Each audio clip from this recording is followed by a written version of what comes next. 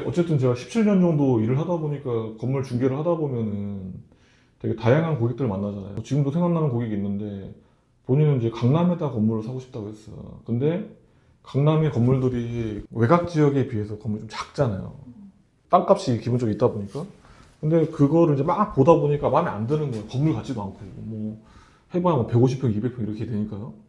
그러니까 어떤 중개인이 임대료도 많이 나오고 건물 되게 큰 수도권에 있는 건물을 소개를 해준 거예요. 근데 강남에 있는 조그만 건물보다 갑자기 이 커다란 건물을 보니까 사람이 혹할 수도 있잖아요.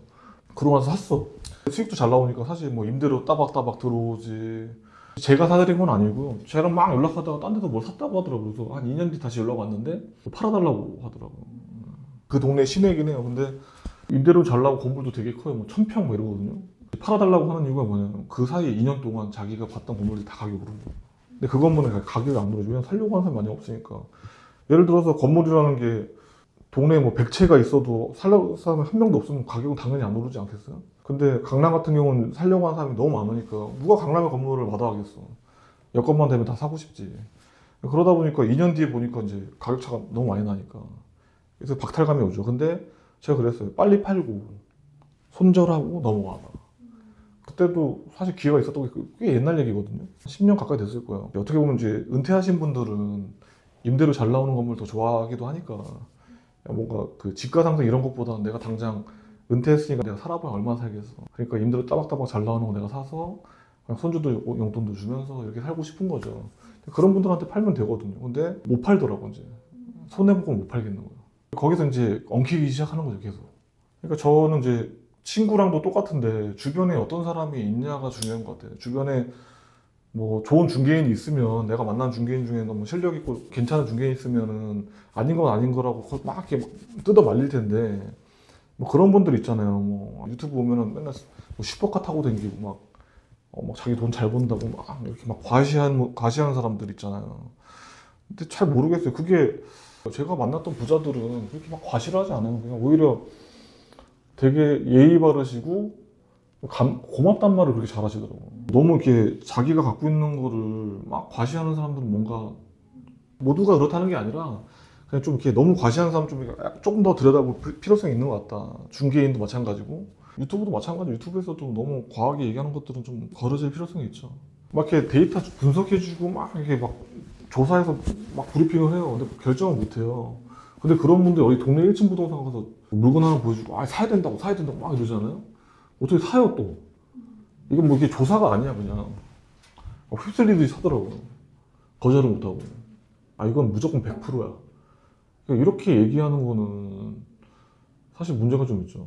왜냐면 근데 진짜로 근데 그렇게 사시는 분들 계세요. 아니 저희 중개법이 안 왔다가 1층 부동산 이렇게 그 현장 조사 갔다가 제가 이거 5천만 깎아줄 테니까 지금 바로 계약하라고 막 이렇게 막 종용으로 해서 계약하시는 분도 계시거든요. 근데 물론 이제 그런 투자가 뭐 가격이 상승하면 괜찮죠. 근데 그 중개인 중에 막 엄청나게 막 밀어붙이는 사람이 있어요. 뭐 오늘 안 하면 안 되고. 타임어택이라고 그러는데 물론 저희 타임어택을 하죠. 저도 해요. 저도 안 하는 건 아니에요. 근데 모든 물건에 대해서 막 다 타임어택을 하진 않죠. 돈 있으면 내가 하나도 사고 싶어. 이런 거 완전 타임어택 엄청나게 하죠. 왜냐면 이걸 안 사면 안 되는 거니까. 근데 모든 물건이 그럴 수는 없잖아요. 무조건 뭐 물건도 하나 갖다 놓고 막 이거 사라고 막 이런 사람이 있어요. 그건 좀 아닌 것 같고 중개인의 또 상향도 좀 파악할 필요성이 있지 않나. 그래서 한 두 번은 만나보고 나서 이 사람이 계속 푸시하는 사람인지 진짜 좋은 것만 추천하는 사람인지 약간 그런 거 좀 파악할 필요성이 있는 것 같아요. 1층 부동산 물론 이제 능력이 있으시고 일 잘하시는 분들 많아요. 근데 걔 중에 가끔 옛날 분들 중에는 자격증 없이 자격증 빌려서 하시는 분들도 계시잖아요. 그 투자라는 거는 그 냉정하게 이루어져야 되는 건데 열정 그리고 나의 파이팅 뭐 이런 걸로 공실이 채워지진 않아요. 열정 파이팅으로 지가가 상승하나요? 막 이렇게 내가 하면 다 돼? 제가 다 책임질게요. 이게 말이 안 되는 거죠. 자신감 넘치는 중개인이 나쁘다는 게 아니라 그 뒤 배경이나 좀 이렇게 맥락을 봐야겠죠. 뭔가 자신감 넘치는 뭔가 데이터가 있어야 될 거 아니에요. 예. 본인 신도 아니고 어떻게 그런 어떤 수치도 없이 막 무조건 내가 하면 다 된다는 식으로 얘기할 수는 없잖아요.